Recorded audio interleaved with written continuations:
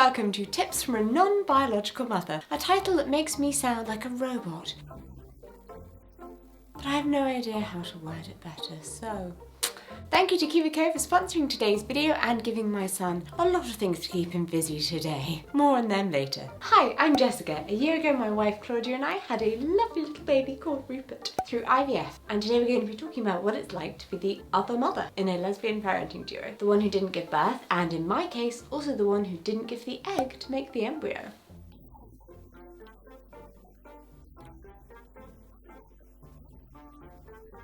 However, since we live in the UK, I didn't have to adopt Rupert when he was born or anything like that. He was just automatically my child, and we're both listed on his birth certificate as equal parents. Navigating the path to parenthood as an LGBTQ+ parent or parents can be difficult, especially when it comes to working out what your role is within the family. The kind of default expectation around you is very heteronormative, and it can feel pretty jarring when you don't fit into either of those prescribed roles, whether you're parenting alone as part of a couple or co-parenting. Which is why I really wanted to talk about it. If you're going down the pregnancy route rather than adopting or fostering, there's also the added level of biology playing into things and everything we've been taught about how incredibly important it is.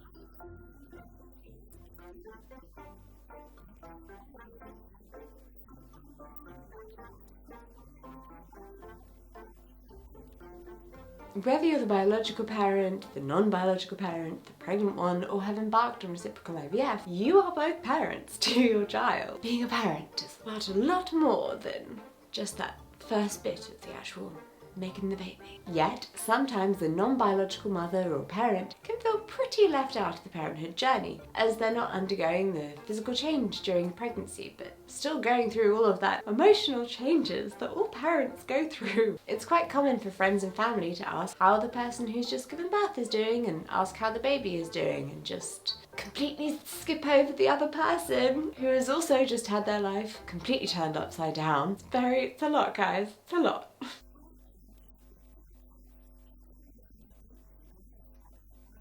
It's understandable for the non-pregnant parent to feel very removed from the process, just like it is for the pregnant parent to sometimes feel like they're a bit of an incubator just carrying around a baby who is all strangers care about. Hi, I'm up here. Ask about me first, please. It isn't easy figuring out your place in the family, and anyone who tells you that, oh, it's super simple and everything just slotted into place is lying to you or to themselves. Nothing with a newborn is easy, and that's completely normal. But we have a tendency as LGBTQ+ families who came to parenthood in a way that's a little circuitous to be overprotective of that, to say no, it's completely the same. There's absolutely no difference between us and a cis-het couple having a baby, but we're not doing ourselves or any other queer parents any justice if we don't talk about that and talk about how sometimes it can actually be a little difficult, a little hard, and how we should be supporting each other and talk about the hard stuff. So in this video, we're going to go through some of my top tips for things that I found really helpful going through those difficult early days where we're all just finding our feet. So this is actually a two-part video. In this first part, we're going to go through some of my top tips for things I found really helpful in those difficult early days. And then the second part, which will be coming out next Tuesday, is going to be a little Q&A for things that you guys have asked on our family Instagram at Jessie and Claude, all about what it's like being the non-biological mother.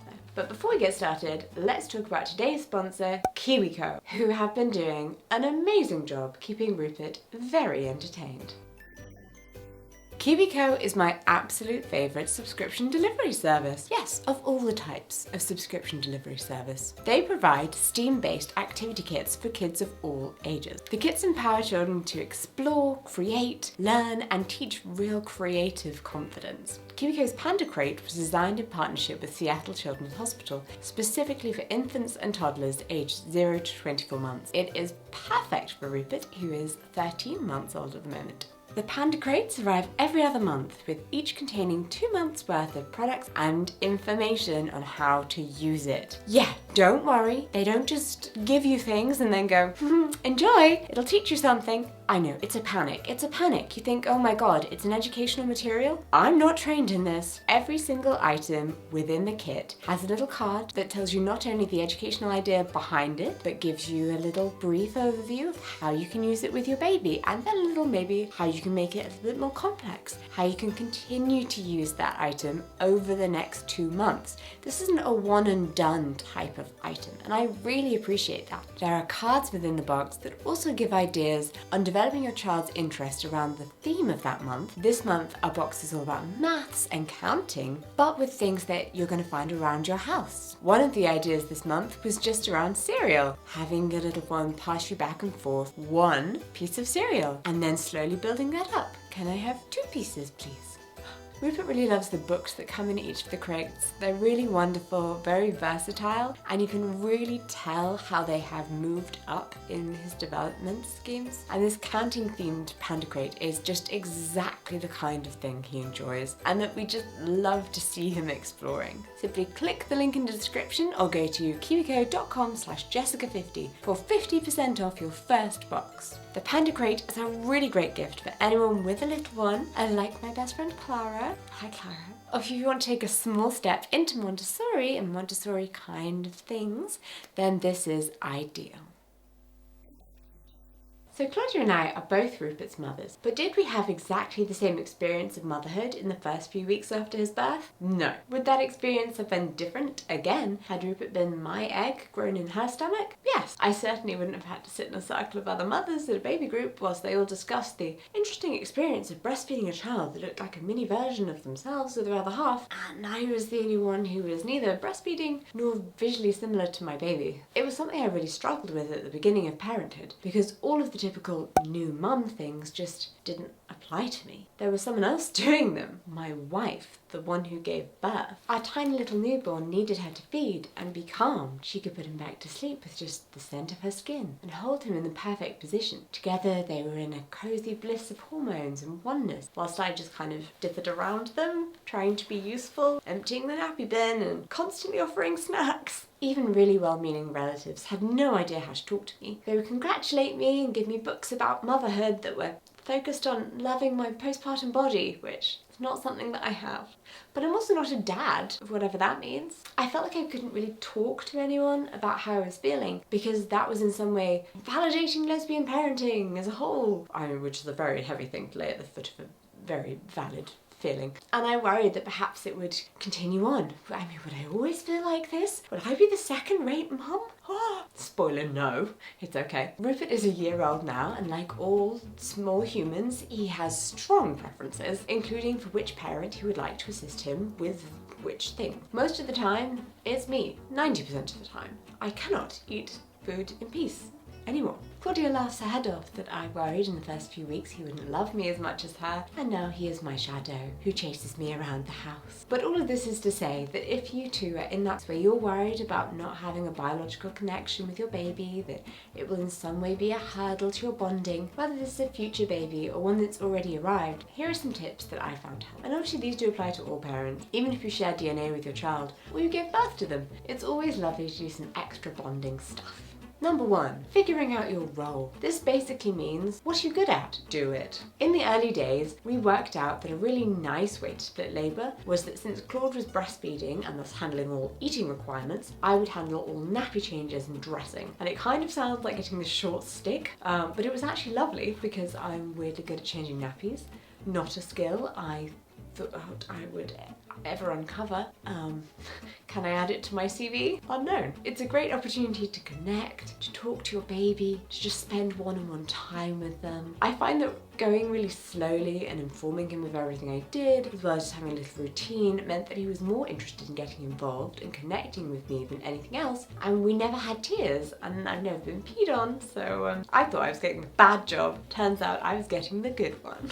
Yay. There are lots of little jobs like that within parenting that you'll discover are your niche. One of you will be better at assisting during meal times. Oh, that's your thing now. Only you. One of you can do the car seat buckle in under 10 seconds. Oh, you put the baby in every time now. Snack mum always comes prepared with snacks in her pocket. Other mum did not plan for this. One dad can fold the buggy one-handed, other dad needs to pull up the YouTube tutorial every time.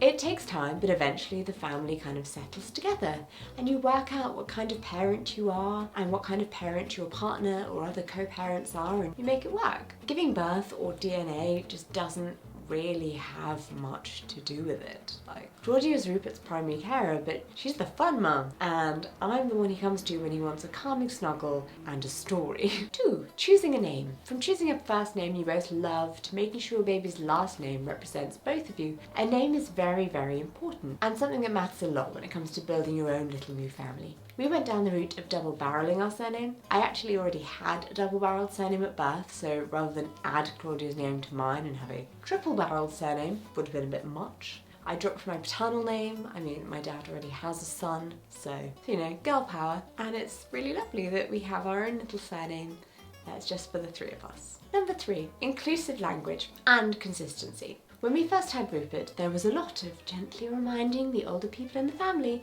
that no, he does not have a father, he has a donor. And yes, if you're going to point out parts of his face and be like, oh, does he get that from his father? We will correct you 20 times in a row. And again, and again, and again. Yeah, still doing it. Oh, we're still doing it. We only acknowledged the gifts and cards that congratulated both of us on having a baby. And yes, we did get some that were only for Claudia. Again, we are freaking married. The phrase, we had a baby, is still something that we use rather than Claudia had a baby.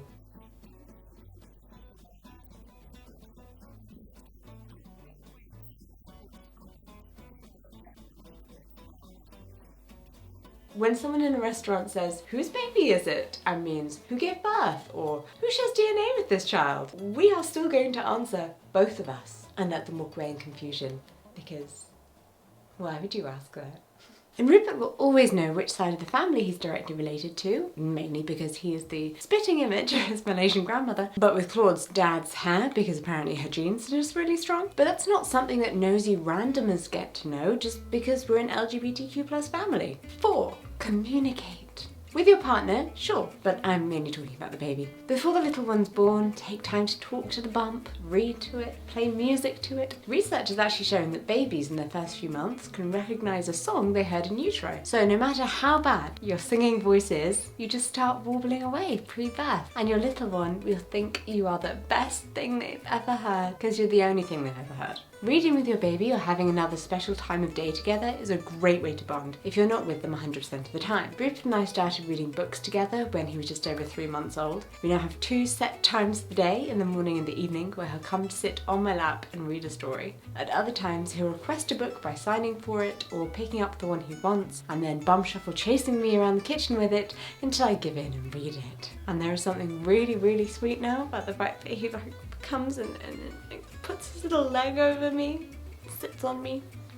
Look, I die. You can also get very involved in other ways, like preparing the nursery together, buying baby clothes and products in preparation, and organising a baby shower if that's your thing. I made a spreadsheet of baby items that I have never used since, because life with a baby is actually really busy and overwhelming and did not have time for spreadsheets, but it made me feel really on top of things and calm at the time, so that was nice. And most importantly, 5, being open is the key. It might seem really obvious, but you might also be concerned about sharing your feelings with the other half. What if you're accidentally invalidating their feelings or putting too much burden on them? Or with friends and family, especially if they're cisgendered and heterosexual and you've previously had shaky ground when it comes to building an LGBTQ+ family, even if they're accepting now, I mean, you might also feel uncomfortable raising any negative feelings with other queer friends. Are you letting the side down?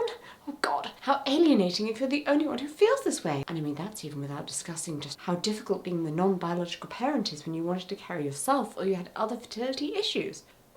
Seeking support and sharing how you feel are vitally important. Around 15 to 20% of people get postnatal depression after giving birth, but 10% of their partners do too. Being a first-time parent is a particular vulnerability, and the peak onset time is 3 to 6 months after birth. Speaking to other non-biological parents through support groups or networks is a really great way to connect with people who can help. It's important to make sure that you're both involved in the big day of the baby's birth as much as these things can be planned. There are so many different emotions to deal with around a baby's birth, but open and honest communication is just always going to be the best way forwards. Working through it is the best way to ensure you have a positive and happy parenting journey ahead of you, and that it's an exciting one too. I found that I had so many mixed feelings along our conception journey, largely to do with the fact that I also really wanted to be pregnant but knew that that wasn't something I could do. And then once Claudia was pregnant, there was a whole, this is such an unknown, what's it going to be like?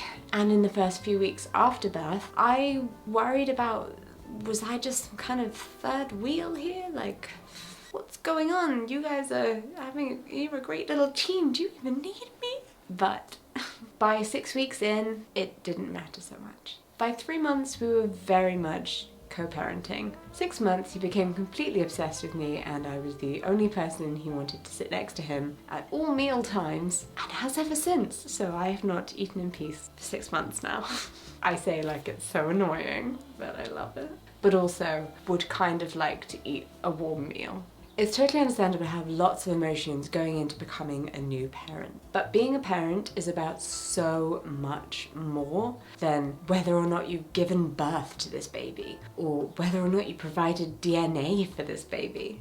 The love that a child has for their parent is about who is actually there for them, who reads them the bedtime stories and tucks them in, who makes you feel better when you fall over and scrape your knee, who teaches you about the world and gives you great cuddles, and who shows up. And most of all, it's just about love. That's what families are made of. I think as LGBTQ+ people, we can often have kind of rocky relationships with our own biological families, and then have amazing found families and communities that we have built who we are generally not biologically related to. But then when it comes to starting our own families, it can sometimes bring up a little bit of that trauma and of that upset and the weird feelings, and there's a lot of it's mushy feelings. I'm trying to portray mushy feelings, the anxiety. We built those amazing found families, we built those fabulous groups of friends and chosen people that we've put together. And we can do the same for our little ones. It doesn't matter who in their life gave DNA or who birthed them. It's just about who is there to love them.